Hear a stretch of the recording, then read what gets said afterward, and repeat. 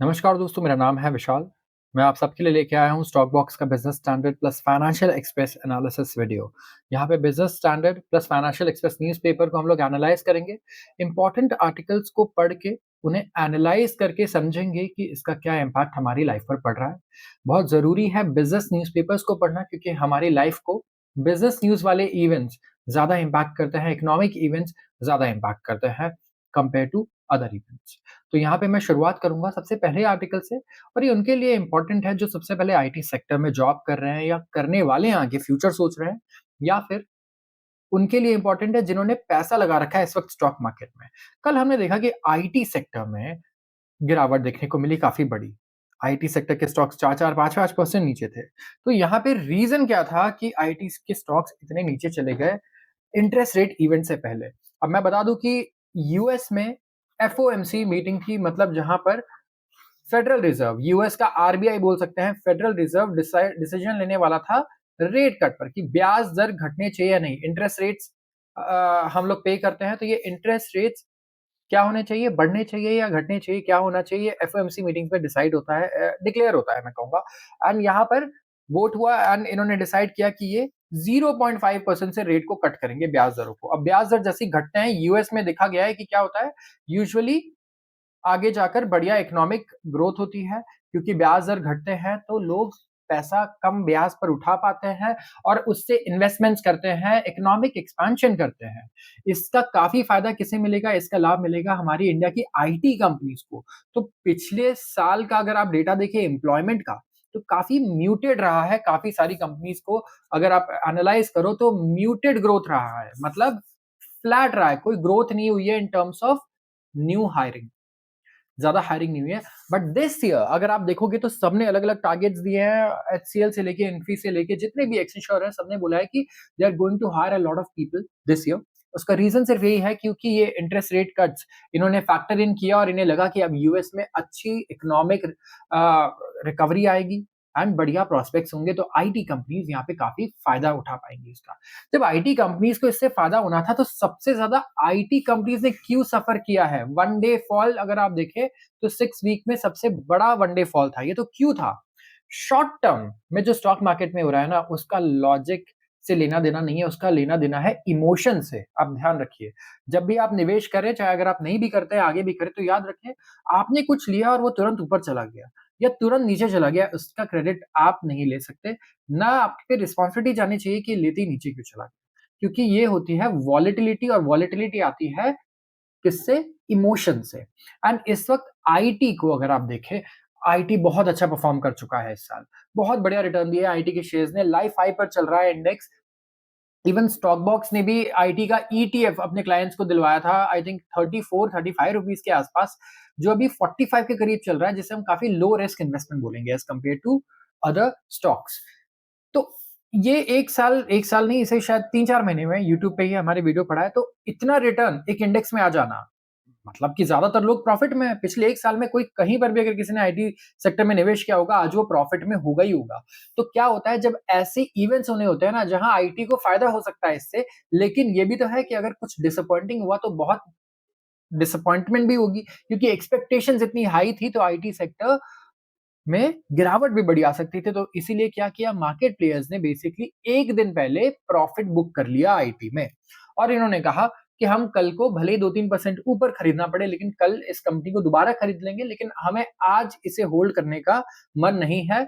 ये होता है फ़ियर और ऐसे टाइम पे क्या होता है, रिस्क ऑफ किया जाता है। रिस्क ऑफ प्रोसेस में आप रिस्की एसेट्स को बेचते हो और आईटी सेक्टर अगर आप रिस्क के बेसिस पे देखें तो काफ़ी ऊपर आता है यहाँ पर। तो इसीलिए रिस्की एसेट्स को हटाया गया, प्रॉफिट बुक किया गया एंड अगले दिन आप देखेंगे, आज जब मैं ये पेपर रिकॉर्ड कर रहा हूँ, तो आईटी सेक्टर में बढ़िया रिकवरी है। तो ये इसी को हम लोग बोलते हैं वॉलेटिलिटी।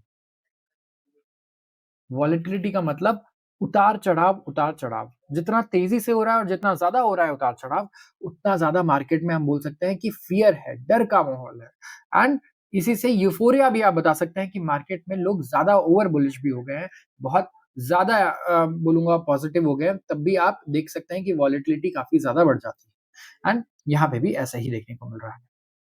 आते हैं अगले आर्टिकल पे, ये एक एडिटोरियल है और काफ़ी अच्छी चीज़ें इसमें राइटर ने कवर की है एंड कुछ क्रिटिसिज़्म किए हैं इन्होंने अभी जो हमारे पॉलिसीज़ हैं उनके और उसके अगेंस्ट आप बोल सकते हैं कि क्या इसका सॉल्यूशन हो सकता है। तो ये हमें खुद भी सोचना चाहिए, किसी भी मैं बोलूँगा इंसान पे पूरी तरीके से डिपेंडेंट नहीं रहना चाहिए। Although will read this and एक बार एनालाइज़ करते हैं कि क्या है इसमें।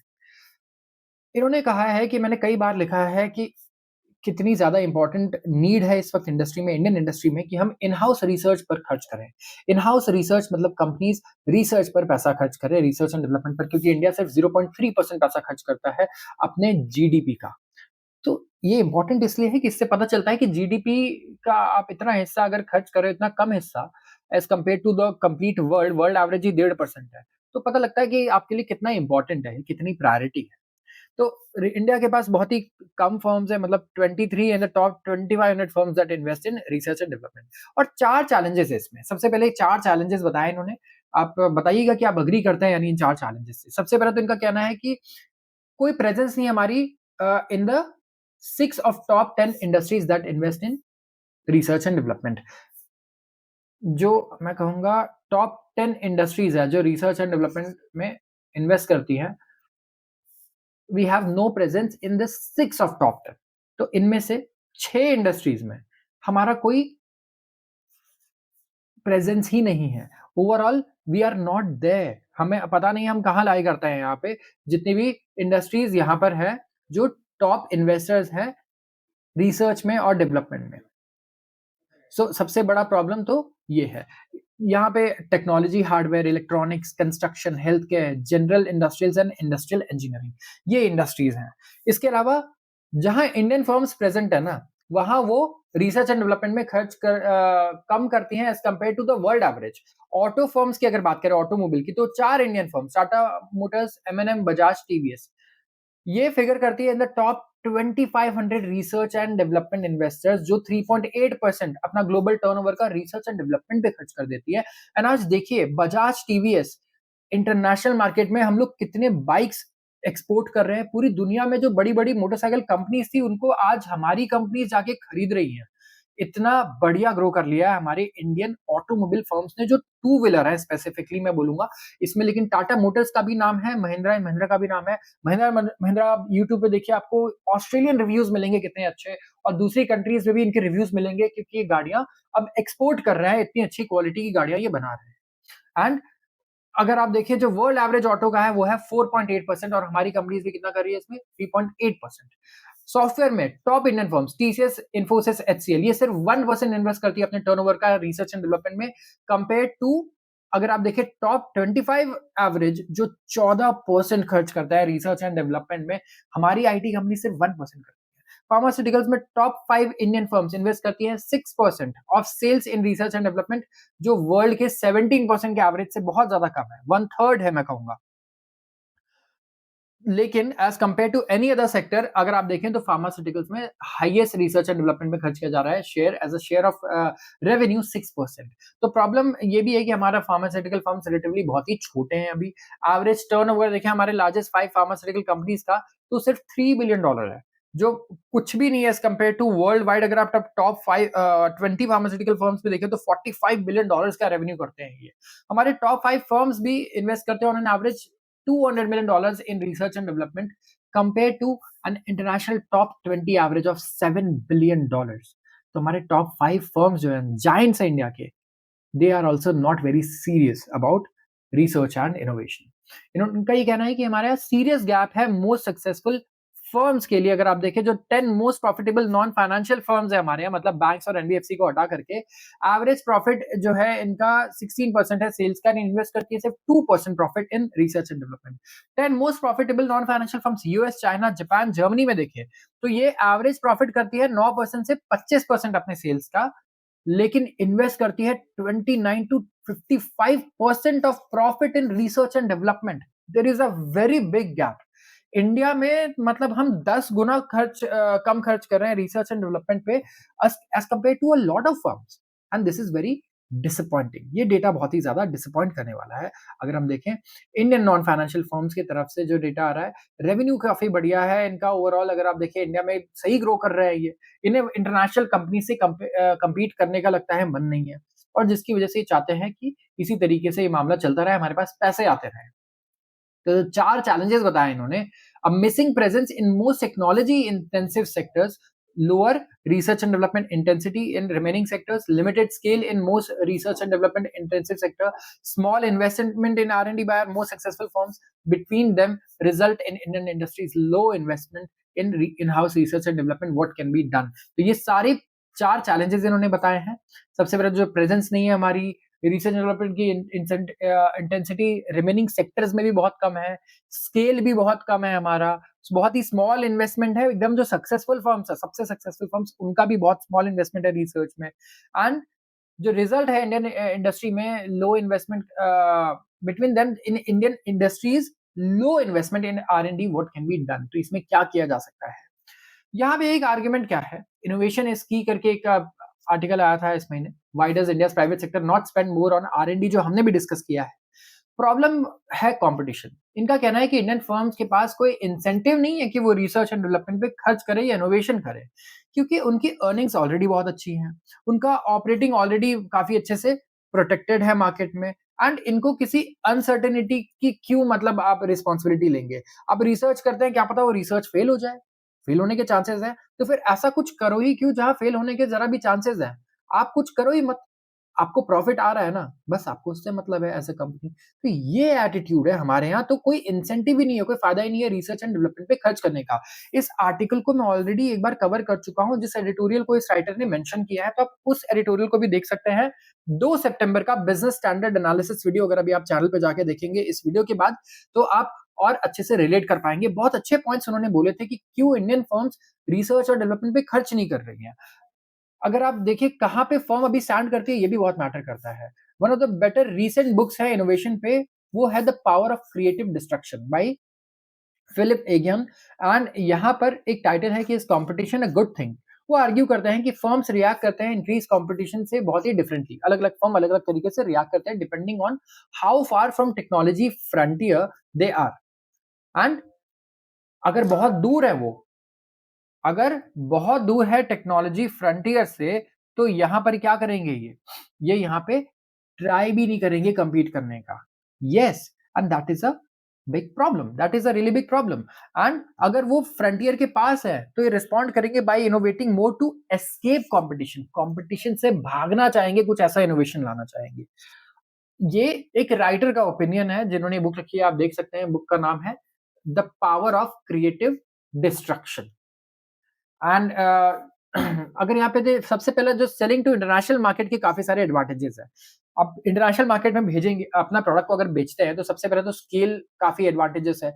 इंडियन मार्केट बड़ा है, लेकिन कुछ भी नहीं है रेस्ट ऑफ द वर्ल्ड के सामने, कहीं स्टैंड नहीं करता। 50 नेशन कंट्रीज जो regional comprehensive economic partnership RCEP free trade area में है, वो 8 टाइम्स है ऑफ आर GDP। जो 10 कंट्री का सबसेट है साउथ ईस्ट एशिया में, वही इंडिया के मार्केट से डबल है। तो बहुत सारे एडवांटेजेस हैं। आप इंटरनेशनल मार्केट में बेचिए अपने प्रोडक्ट्स को, उससे लर्निंग अपॉर्चुनिटीज मिलेंगी। आप वर्ल्ड के बेस्ट इनोवेशन से आप क्या करेंगे, कंपीट करेंगे और बढ़िया इनोवेशन भी ला पाएंगे। लेकिन आर्ग्यूमेंट राइटर्स का ये रहा है कि जो एक्सपांशन है एक्सपोर्ट मार्केट्स का, इससे इनोवेशन इनहेंस होता है उन फर्म्स के लिए जो क्लोज है फ्रंटियर के। Export orientation does not enhance innovation much for firms from frontier. तो एक्सपोर्ट ओरिएंटेशन एनहांस नहीं करता है इनोवेशन यहाँ पे उन फर्म्स के लिए जो फ्रंटियर से दूर है। मनमोहन सिंह का लैंडमार्क बजट आया था जून 1991 में। Forbes Marshall decided to thing, दो चीजें इन्होंने डिसाइड की। सबसे पहला, वी फिगर्ड कि वर्ल्ड के जो बेस्ट फर्म्स हैं वो सून इंडिया में आएंगे, एंड अगर हम उन्हें बीट कर पाए ओवरसीज, तो हम होम ग्राउंड पे भी इन्हें बीट कर पाएंगे। लेकिन यहाँ पे हमने क्या किया, इसीलिए हमने बिगिन किया exports to drive learning. Second, इन्होंने कमिट किया to invest strongly in research and development and develop products we could sell world wide अपने प्रोडक्ट्स को बेच पाए।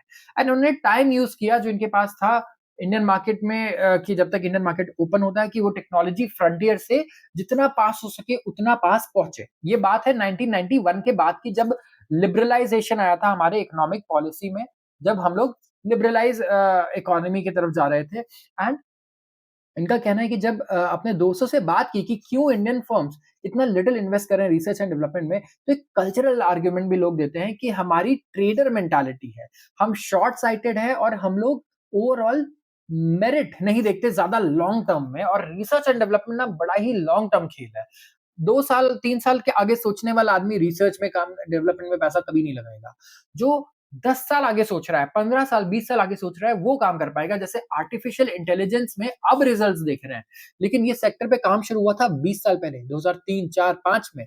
ओपन एआई देखिए आप कब शुरू हुआ है, किसी ने नाम भी नहीं सुना था, और एज़ अ नेमलेस कंपनी ये लोग इतने दिन से इनोवेशन पे और रिसर्च पे पैसे खर्च कर रहे थे। तो ये एक बहुत बड़ा इश्यू है। राइटर का कहना है कि मेरा सोचना अलग है। मुझे लगता है कि मेंटालिटी इंडिया में ऐसा नहीं है कि ट्रेडर मेंटालिटी है। ये आप जनरलाइज़ नहीं कर सकते हो। काफ़ी सारे इंडस्ट्रियलिस्ट ये सोचते हैं कि कोई प्रॉब्लम ही नहीं है हमारे पास सॉल्व करने के लिए, वो एडिक्वेट इन्वेस्टमेंट कर रहे हैं रिसर्च एंड डेवलपमेंट में। सो इन्होंने अपना मिशन बनाया है कि ह्यूज गैप्स दिखाएँगे जो रिसर्च एंड डेवलपमेंट में है अक्रॉस इंडस्ट्रियल सेक्टर्स। और सबसे पहले जो हमारी सबसे सक्सेसफुल फर्म्स हैं, उनकी भी कमियाँ निकाल के दिखाएँगे। राइटर का ये कहना है कि कैसे वो रिसर्च एंड डेवलपमेंट में काफ़ी गैप अभी फिल नहीं कर रहे हैं। And may be this helps, but what can truly make an impact, जो ट्रूली इम्पैक्ट ला सकता है वो है ग्रोइंग विजिबिलिटी, कि कैसे रिसर्च एंड डेवलपमेंट ड्राइव करता है सक्सेस ऑफ लीडिंग फर्म्स। जब आप इन्वेस्ट भी करेंगे ना, आप ज़रूर देखिएगा लॉन्ग टर्म इन्वेस्टमेंट के लिए ना, कि वो कंपनी रिसर्च एंड डेवलपमेंट पे कितना पैसा खर्च कर रही है। क्योंकि आप ये नज़र ज़रूर डालिए इस डेटा पे कि जितनी भी कंपनीज़ ने अच्छा इन्वेस्टमेंट किया है रिसर्च एंड डेवलपमेंट में आज तक, वो आज कहाँ स्टैंड करती हैं तब से लेके। कितना उन्होंने अपने इन्वेस्टर्स को रिटर्न दिया है। तो ये लॉन्ग टर्म अगर आप 15 साल के लिए सोच रहे हो ना, कि आपको 100 गुना, 50 गुना वाला खेल खेलना है, 15 साल के लिए इन्वेस्ट करना है, 20 साल के लिए इन्वेस्ट करना है, तो ये चीज़ें बहुत इम्पोर्टेंट हो जाती हैं। तो आते हैं अगले आर्टिकल पर। इस आर्टिकल में इतना ही है।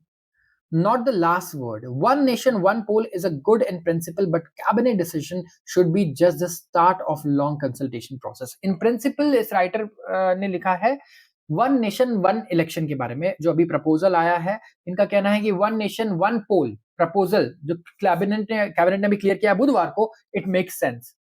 Admittedly near constant election cycle रहता है, हमेशा शॉर्ट टर्मिज्म रहता है इससे काफी ज्यादा, मतलब शॉर्ट टर्म व्यू काफी ज्यादा हो जाता है, एंड एक्सचेकर पे काफी बर्डन आता है, खर्चा बहुत ज्यादा होता है। तो बेनिफिट्स अगर आप देखें कॉस्ट के टर्म्स में, बहुत हजारों करोड़ रुपए हमारे बचेंगे अगर सारे इलेक्शन एक साथ होते हैं। गवर्नेंस और एडमिनिस्ट्रेटिव कन्वीनियंस भी बहुत इंक्रीज हो जाएगा।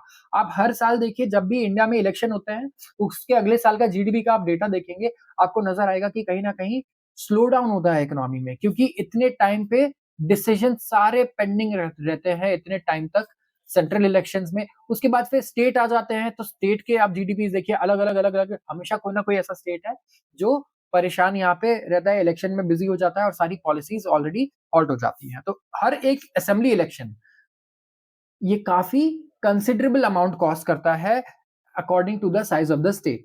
और इससे क्या होता है, ऑफिशियल एक्सपेंडिचर गवर्नमेंट का काफी बढ़ता है, एंड पार्टीज भी डबल ट्रिपल खर्चा करती हैं, क्योंकि अगर इंडिया में इलेक्शन हो रहा है, आपने उसमें खर्च किया, अगर एक साल बाद ही यूपी में इलेक्शन आप फिर दोबारा खर्च करोगे, तो काफी सारे जो खर्चे होते हैं पार्टीज के वो फिक्स्ड कॉस्ट होते हैं।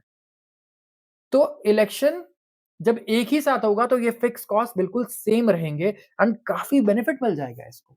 सबसे पहले रिडक्शन तो हो जाएगा हमारे कॉस्ट में। एटलीस्ट 5 to 6 स्टेट इलेक्शंस हर साल होते हैं, और मिनिस्टर्स भी परमानेंट कैंपेन मोड में रहते हैं हमारे।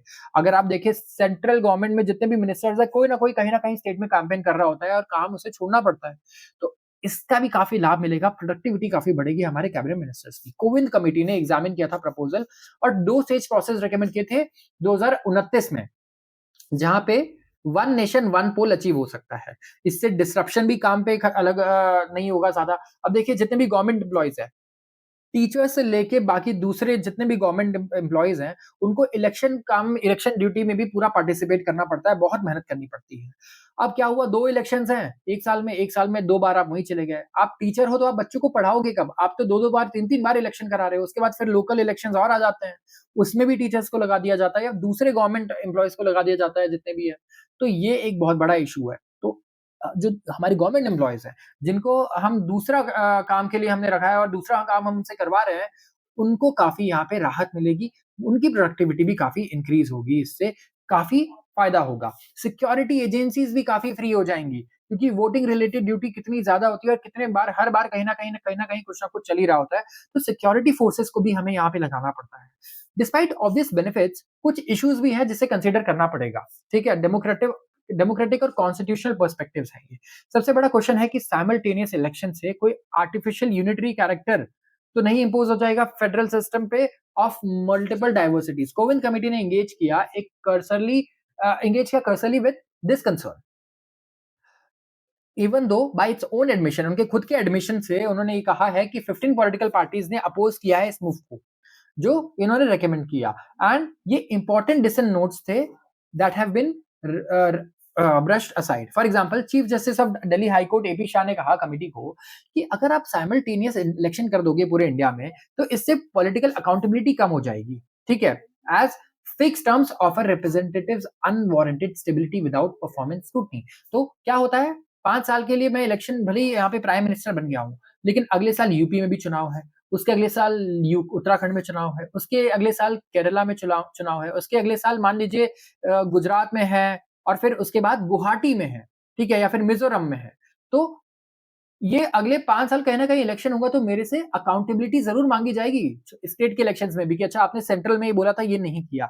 तो ये बेनिफिट जो होता है ना, ये हमारे पास से चला जाएगा, ये कहना है। और this is a logical point, ये पॉइंट लॉजिकल लगता है काफी सुनकर के। एंड इसके अलावा एक वैलिड कंसर्न ये है जो एड्रेस नहीं किया गया, कि पैनल ने रेकमेंड किया साइमल्टेनियस पोल लोकसभा के लिए, स्टेट असेंबलीज के लिए, as first step followed by a synchronised local body polls within 100 days. अब मैंने बताया जितने गवर्नमेंट एम्प्लॉयज हैं उनको लोकल बॉडी पोल्स में भी आई थिंक ड्यूटी मिल जाती है, राइट? तो इलेक्शन सिक्योरिटी फोर्सेस को भी कई जगह पे लगाना पड़ता है, तो इनका कहना है कि 100 दिन के अंदर अंदर ये भी सिंक्रोनाइज हो जाए और लोकल बॉडी पोल्स भी आ जाए। तो the latter which requires ratification by not less than one half of the states might prove to be a difficult one to achieve. यहाँ पे रैटिफिकेशन चाहिए होगा फर्स्ट स्टेप के लिए एटलीस्ट 50% स्टेट्स से। अगर 50% स्टेट्स इंडिया के अग्री करते हैं, तभी जो सबसे पहला हमने जो डिसीजन सोचा है कि सारे स्टेट्स और सेंट्रल का एक साथ इलेक्शन हो, ये अचीव हो पाएगा। एंड एक एक्सरसाइज जहां पे 3 मिलियन कैंडिडेट्स जो होंगे इन्वॉल्व रहेंगे, वो it is impossible to deliver in such a short time because of voter fatigue and logistics involved, because India is world's largest biggest democracy and India के elections होते हैं दुनिया के सबसे बड़े elections, yes, so it is on a large scale and it requires really big logistics. सो यहाँ पर writer ने कुछ वैलिड पॉइंट बोले हैं, कुछ अलग दूसरे इश्यूज भी हैं, ठीक है? यहाँ पे नेशनल इश्यूज आ जाएंगे, ओवर शैडोइंग के of regional and state specific issues. अब क्या है, जब इलेक्शन कैंपेन और डिबेट्स होंगी, तो सेंट्रल इश्यूज पे हो सकता है ज्यादा बातें हो, एंड स्पेसिफिक मेरे स्टेट में, मेरे डिस्ट्रिक्ट में ये इशू है, स्टेट गवर्नमेंट से तो मैं ये बोलूंगा मेरे शहर में इशू है, उससे ध्यान हट जाए और मैक्रो लेवल की बातें ज्यादा होने लगे। And to force states and union territories to hold elections at the same time as Lok Sabha vote would require most legislatures to artificially shorten their ongoing terms. अब कोई 3 साल का टर्म है किसी का, लेट्स से, एंड आप ये one nation one election ला रहे हो जो अगले साल होना है, तो इनको अपने टर्म को छोटा करना पड़ेगा 2 साल से, 2 ईयर से, और इसके लिए सब जल्दी अग्री नहीं करेंगे। और अगर स्टेट गवर्नमेंट कोलैप्स करती है half way through the term, तो क्या लोगों को वेट करना होगा और for the next Lok Sabha election before they get a chief minister? That is also a really big question mark. Central government अगर कोलैप्स करती है मिड टर्म, तो क्या स्टेट गवर्नमेंट को भी फोल्ड अप करना पड़ेगा? क्लियरली कैबिनेट क्लियरेंस जो है इस प्रपोजल को, it should not be the last word. अभी जो क्लियरेंस आई है यहाँ पे, इसमें काफी चेंजेस होने चाहिए, जिसके प्रपोजल के, क्योंकि फार रीचिंग कॉन्सिक्वेंसेज है, बहुत सारे कॉन्सिक्वेंसेज जो पॉलिटिकल एंड आइडियोलॉजिकल लाइन से काफी दूर तक जाते हैं, राइट? काफी सारी इसके, मैं बोलूंगा काफी सारे इसके अलग अलग कॉन्सिक्वेंसेज हो सकते हैं जो हमने डिस्कस भी नहीं किए हैं अभी, एंड डिस्कस कर सकते हैं, उसमें घंटों लग सकते हैं। तो इकोनॉमिक पॉइंट ऑफ व्यू से बहुत ही बढ़िया डिसीजन हो सकता है ये, but yes, it will require a lot of thinking and lot of strategy. तो आज के लिए सर बस इतना ही। अगर आपको वीडियो पसंद आई है तो जरूर इसे लाइक करें और चैनल को सब्सक्राइब करना बिल्कुल भी ना भूलें। आप सबको बहुत बहुत धन्यवाद।